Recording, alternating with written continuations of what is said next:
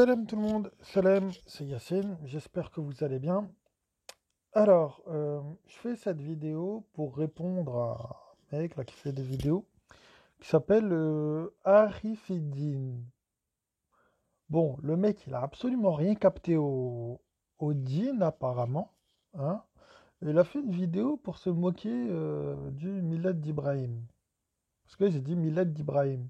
Lui, il a compris Milad, mais apparemment, il parle pas français, le mec, je sais pas. Voilà, quand tu dis Milad d'Ibrahim, tu sais, il y a un D apostrophe, tu vois.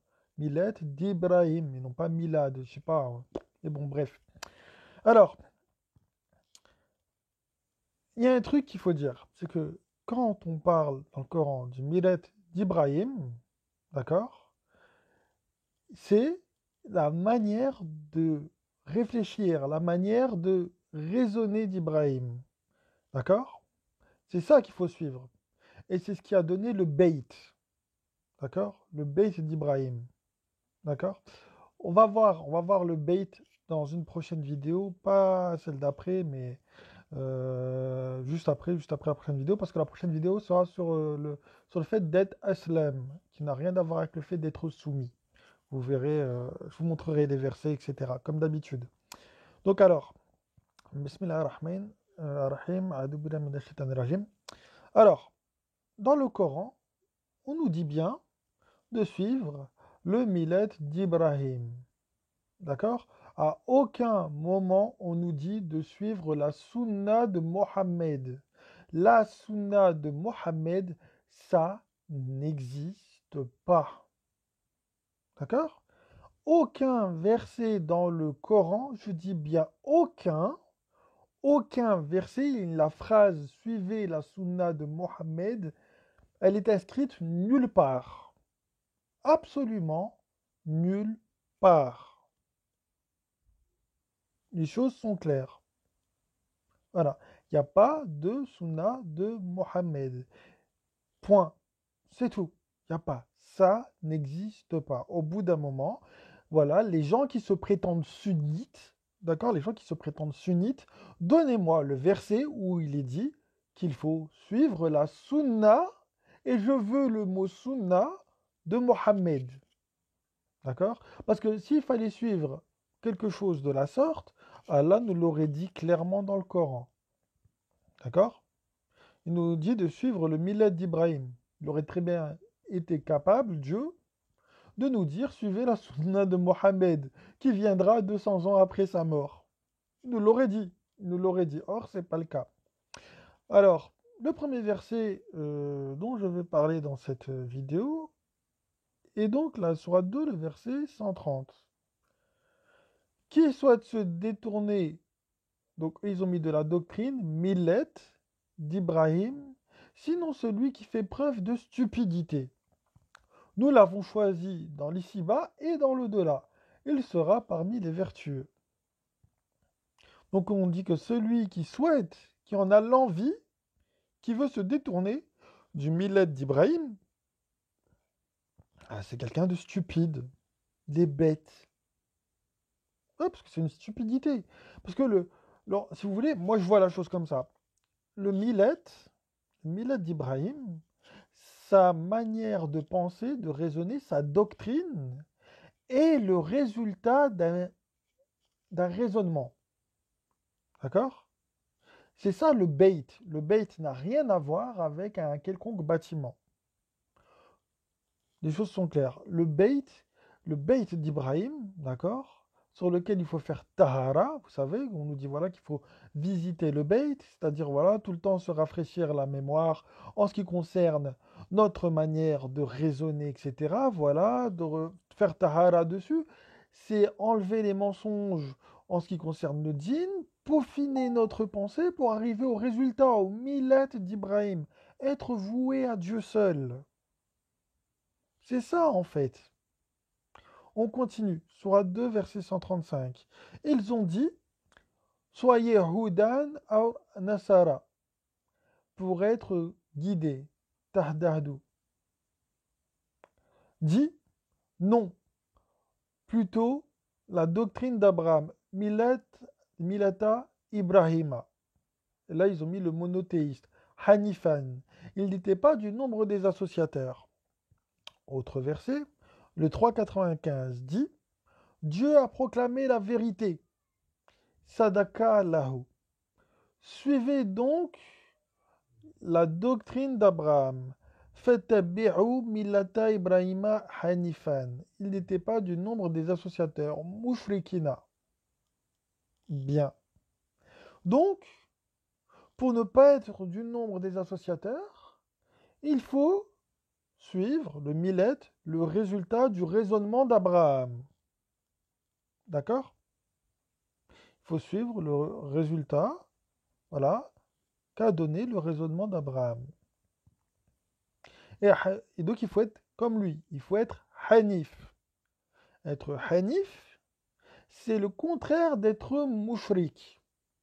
On le voit dans d'autres versets. Par exemple, notamment dans le 3,67. Abraham n'était ni Yahoudiyen ou Nassariyen. Il n'était ni Yahoud ni Nasrani. Il n'était pas ça. Bien. Mais Hanifen Muslimen. On va voir justement dans la prochaine vidéo ce que c'est qu'être un musulman. Il n'était pas du nombre des al-mushrikina. Il n'était pas du nombre des mouchriks. Qu'est-ce qu'a fait Abraham? Abraham, il a réfléchi par lui-même. Il n'avait ni savant, ni imam, ni hadith. Il était voué à Dieu seul. Dans le dîn, donc, dans lequel il y a le millet d'Ibrahim, dans lequel le beit a été construit, le raisonnement pour arriver à Dieu seul, le beit, il n'y a ni imam, ni savant, ni hadith, il n'y a que Dieu. Il n'y a que Dieu. Les choses sont claires. Donc, il n'y a pas lieu d'être sunnite pour suivre Bukhari et Muslim si tu es justement un Hanif, comme Abraham. Si tu es le contraire d'un associateur, tu n'as pas à suivre Bukhari et Muslim. Tu n'as pas à être Malikite, Hanafite, Hanbalite, Wahhabite ou je ne sais pas quoi d'autre. Tu n'as pas à être chiite non plus. Ton raisonnement, l'entièreté de ton raisonnement doit t'amener à une seule chose, à être voué à Dieu seul. À partir du moment où tu es voué à Dieu seul et que tu t'élèves spirituellement, on va voir justement, je vous donne des indices pour la prochaine vidéo concernant Eslam, il faut être Eslam, élevé, et ben en fait voilà, tu deviens Hanif, tu n'es plus Mouchrik. Qu'a fait Abraham? Abraham, il s'est désavoué des traditions familiales. Il a dit à son père, toi et ton peuple, je vous vois dans un égarement évident. Il a détruit les idoles de son peuple. Aujourd'hui, les idoles dans l'islam, c'est quoi? C'est les savants, c'est les hadiths.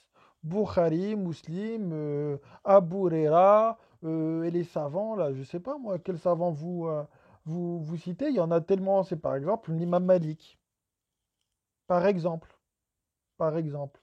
Je ne sais pas, moi, si on vous donne un autre bouquin que le Coran qui parle d'islam, il y a un problème. Il y a un problème. Bien. Donc voilà, donc Ibrahim, il a réfléchi par lui-même. Il a vu le soleil, il a dit non, Morab est bien au-dessus de ça. Il a vu la lune, il a dit non, il n'y a pas moyen. Il a vu les astres, il a dit non, c'est pas moyen. La doctrine de ses parents, il a dit non merci, il n'en veut pas. Il est voué à Dieu seul. C'est à ça qu'a abouti son raisonnement. Bien. C'est ça le milad d'Ibrahim. On nous dit de suivre le milad d'Ibrahim. Pas marqué Sunna de Mohammed. Bien. Donc, pour ce petit youtubeur qui est Arifidine, enfin, on n'entend pas sa voix dans cette vidéo, il fait que pianoter des messages, et apparemment, il n'a pas l'air de savoir lire. Bon. Alors, dans la vidéo, pour me critiquer, il a mis ce verset-là. Il a dit, regardez, Yacine, il dit n'importe quoi, regardez le 5,48. Alors, on va le lire, le 5,48. Nous avons fait descendre vers toi le livre. De quel livre on parle ici? Ah oui, le Coran. Merde, pas Bukhari et Muslim. Non, pas, pas autre chose. Le Coran. Nous avons fait descendre vers toi le livre, porteur de vérité, confirmant le livre qui le précédait, prépondérant sur lui. Et regardez ce qui est dit là. Juge donc entre eux selon ce qu'a fait descendre Dieu. Fahkum baynahum bima anzala Allahu. Hmm. D'accord? On t'a pas dit Fahkum baynahum bima Bukhari et Muslim. T'as pas dit ça. T'as pas dit Ahkam fil Muwatta de l'imam Malik. T'as pas dit ça. T'as pas dit ça.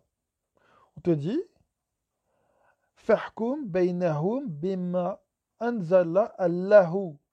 Juge avec ce que Allah a fait descendre. Et c'est pour ça que je l'ai bien mis en rouge. Les sunnites ne jugent pas avec ce que Allah a fait descendre. Ils jugent avec des on-dit, des rumeurs.